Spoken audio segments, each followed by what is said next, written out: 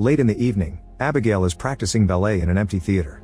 Meanwhile, a group of criminals is getting ready to strike. The hacker shuts down all the security cameras in Abigail's house and the sniper climbs on the roof. When Abigail leaves the theater, her driver gets her on the car, unaware the criminals have put a tracker under it. As soon as the car gets moving, so do the kidnappers.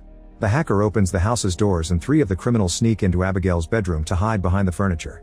The woman realizes they'll be kidnapping a child and protests since she usually doesn't mess with kids, but the others tell her to deal with it. Soon Abigail arrives home and gets on the bed, so the criminals use the chance to attack. A guy tries holding her down, but Abigail stabs his hand with a pencil. The other man takes over and covers her mouth as he captures her while the first guy tries to punch her, but the woman stops him from hurting a kid. Then she injects Abigail with a sedative to put her to sleep. The other half of the team is waiting outside and warns those in the house that there's a car incoming. While the sniper keeps the incoming car under his watch, the trio hurries to put Abigail in a bag and sneaks out through a window. As they cross the garden and reunite with the sniper, the alarms activate and they have to run. Fortunately, the last 2 criminals pick them up just in time and they escape without issues. During the ride, they check Abigail's pulse to make sure she's fine and blindfold her. When they're about to reach a traffic, the hacker tells the driver to take a different road, but the driver makes a sudden turn and hides the van behind a big truck. Eventually they make it to their destination, which is an old abandoned mansion outside the city. There they meet with Lambert, the guy that hired them. After they handcuff Abigail to a bed, Lambert reminds the group of the rules. They mustn't share any names or backstories, and they should avoid getting naughty among themselves. It's a 24-hour job, so they must babysit Abigail until her rich dad sends the $50 million. Lambert doesn't tell them who the dad is, but he does collect everyone's phones to avoid getting tracked. Before leaving, Lambert gives each team member a codename inspired by the Rat Pack. Afterward, the team begins enjoying all the drinks in the house. Joey refuses to share her candy with Dean, who pretends to be smart and tries to guess everyone's backstory, but he fails. When Joey mocks him, the others bet some money to see if she can do better, and by reading their body language, clothes, and personalities she guesses all correctly. Frank used to be a detective, Peter is a dim-witted mob enforcer, the hacker Sammy comes from money and is doing this for fun, Rickles is a former Marine sniper, and Dean is a sociopath driver. In return, Frank concludes Joey is a recovering addict. Then Joey checks on Abigail, who complains the blindfold is too tight. Joey covers her face and takes the blindfold off. She also notices that the handcuffs are hurting her, so she recuffs her hands in front. Since Abigail is crying, Joey explains they won't hurt her and they only want the money, so Abigail makes her do a pinky promise. Joey shares she has a son, and in return Abigail tells her that they made a mistake because her father doesn't care about her. When Joey's about to leave, Abigail says she's sorry for what's going to happen to her.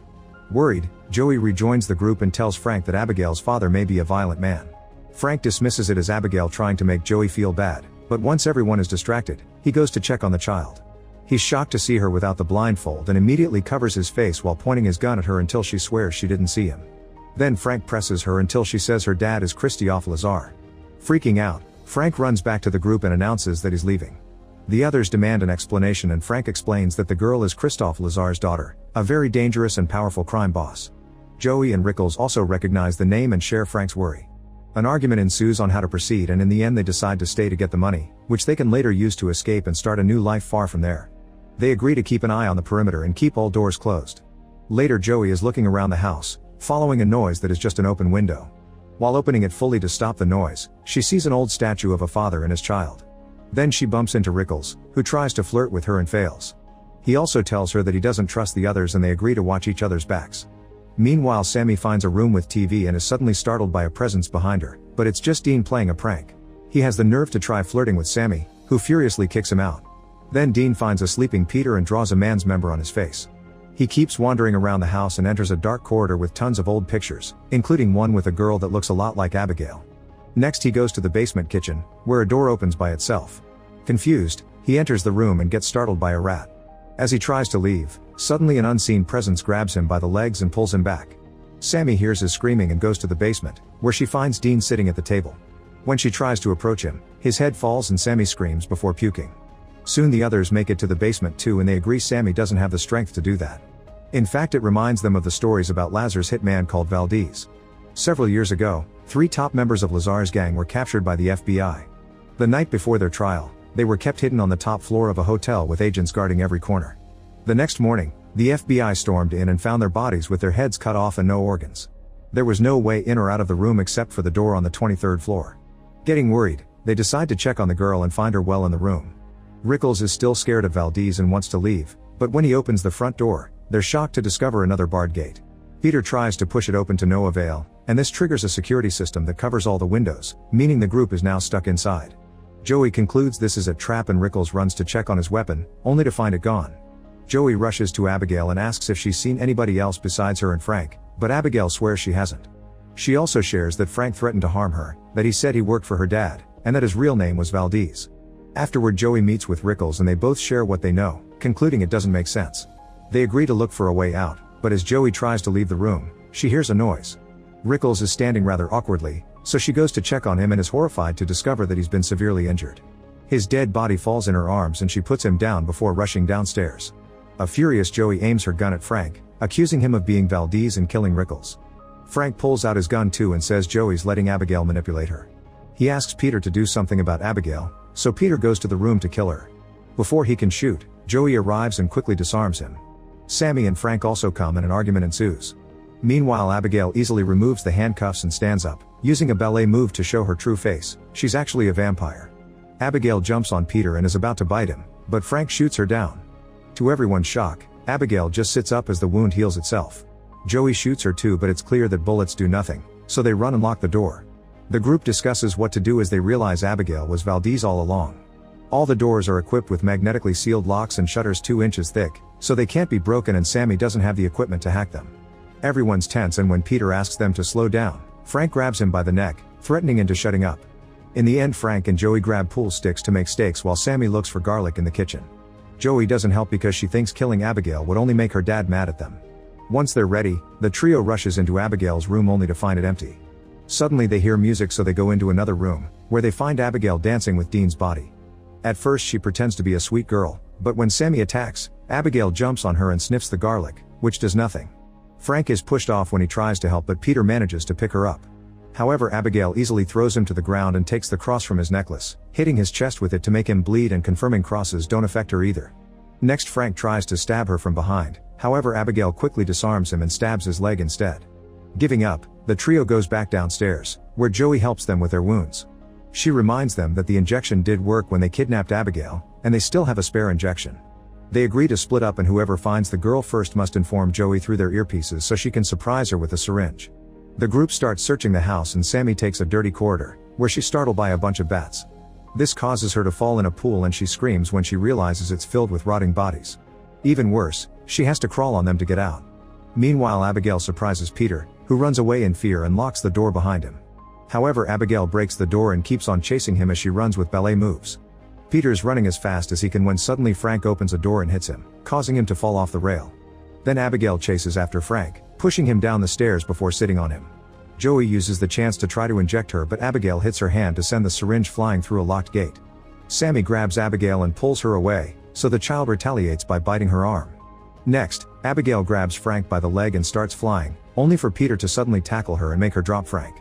Peter holds Abigail down while Joey manages to retrieve the syringe, quickly injecting the sedative into Abigail. The child makes some serious threats and calls Joey awful things before passing out. Sammy freaks out and wonders if she'll transform because of the bite. Moments later, Abigail wakes up locked in an elevator. Joey says that if she reveals how to get out of there, they'll let her go. Instead, Abigail confesses that she planned everything and that Lambert works for her. She even knows all their real names and backstories. Sammy started her career by taking money from her rich parents' bank account and eventually went after a particular big fish. Peter served as muscle for a crime family and stole from his crew. Frank infiltrated a particular crime family while working as a detective and ended up enjoying the illegal life. Joey is a former army medic who was fired for becoming addicted to medicine, and she left her son with his bad father to become an underground doctor for some very shady people. One day she accidentally killed a gang member while trying to remove a bullet. It turns out everyone here wronged Lazar or his gang in some way, and Joey says Abigail kills her dad's enemies just to make him love her. Abigail didn't kill them as soon as they arrived because she likes playing with her food. She says that if they let her out, she'll let 2 of them live. Frank suggests killing her, so an angry Abigail changes the offer to only saving the one that gets her out. Peter quickly takes out his gun and Joey does the same as she and Frank explain Abigail is lying. Since Peter tries to free her anyway, Joey shoots him. Then the group leaves except for Frank, who volunteers to keep guard. After everyone's gone, Frank says that he'll let her go if she tells him how to get out of the house. Abigail explains that he must pull Agatha Christie's book in the library to open a secret door. Frank thanks her but refuses to release her, so Abigail easily breaks the door to push him and dances toward him. At that moment Joey arrives and breaks wooden planks off a window, allowing the sunlight in.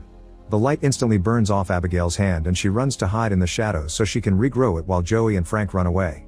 The entire group makes it to the library and stays under the sunlight, entering through the high window Joey opened early. Nothing happens to Sammy, so she's relieved, thinking she won't turn. Frank pulls the book Abigail mentioned, but nothing happens because she lied too. While he throws a tantrum, Joey tries to break down the wall to no avail. She's run out of candy, so she's getting very anxious. Joey explains to Sammy that she left her son to get clean and the plan was using this job's money to go back to him and start over as a reset. Hearing this word gives Sammy an idea. If they can find the power source, she can short the locks. The team splits in two and searches the house. Suddenly Abigail plays music again and takes control of Sammy thanks to the bite. She quickly transforms into a vampire and attacks Peter, biting his neck. Abigail talks to him through Sammy while she continues to feed and kills him. Then Abigail has fun making Sammy dance like she does. Eventually Joey and Frank arrive, so Sammy keeps her face hidden. However, the others are suspicious, thus Sammy shows them her transformation and the duo immediately runs away. Sammy chases after them and they make it to the library, where Abigail uses Sammy's voice to explain she hates that room because that's where her father turned her. Joey grabs a tray and reflects the sunlight on it, causing Sammy's body to explode. At that moment a secret door opens and although Joey and Frank think it's a trap, they decide to go through it anyway. After going through a corridor, they find the mansion's control and Lambert, who is a vampire too.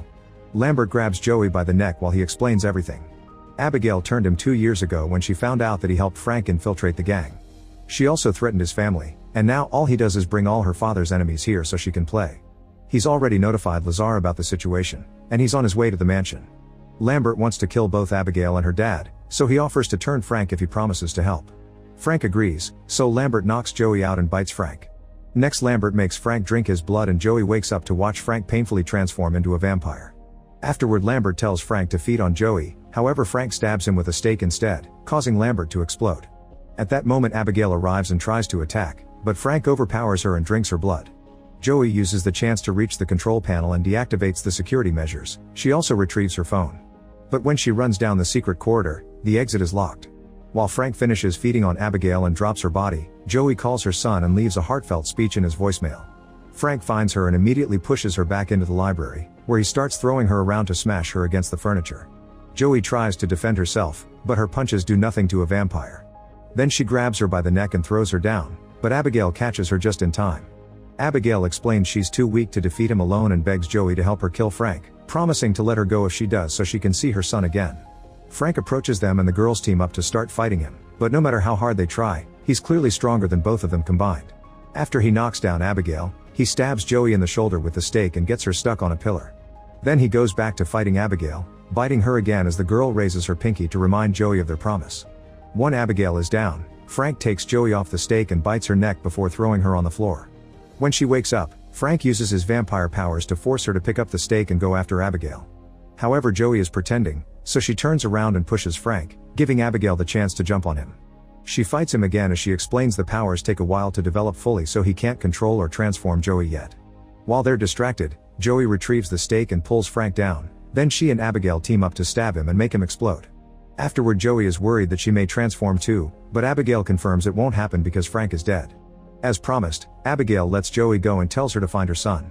Suddenly someone grabs Joey's shoulder. It's Abigail's father Lazar, who says he had many names through the years. He wants to kill Joey, however Abigail comes to her defense, saying Joey saved her life and was there for her when he wasn't. Lazar kisses Joey's hand as thanks and lets her go. Joey rushes back to the van and discovers she still has a lollipop left, so she eats it while driving away. Make sure to subscribe and turn on notifications so you can watch more videos like this. Thanks for watching.